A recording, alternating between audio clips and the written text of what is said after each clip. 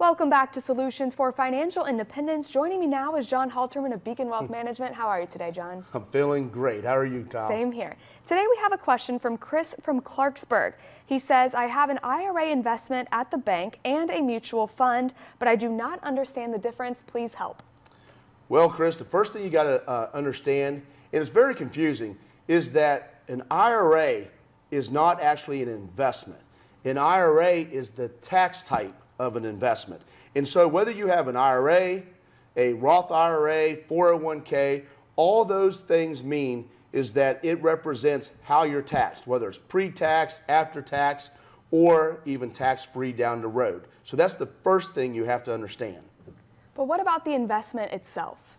Well, when it comes to the investment itself, so let's say you have an IRA at the bank, well, more than likely that IRA is either in a CD, a savings account, or a fixed annuity.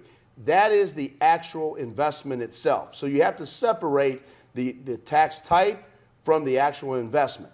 Now, you mentioned you also have a mutual fund. And a mutual fund is completely different from those types of investments because those types of investments are lower risk investments, whereas a mutual fund, you could have various types of risk. It all depends upon the objective and what it's actually invested in. So as an example, let's say the S&P 500.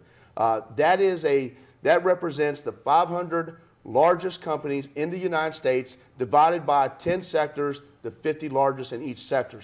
It's going to primarily invest in large cap stocks. So if you have a mutual fund in the S&P 500, then you're going to be well diversified. You're having a professional money manager manage the money, and also that money is going to be pulled together with other investors with the same exact objective.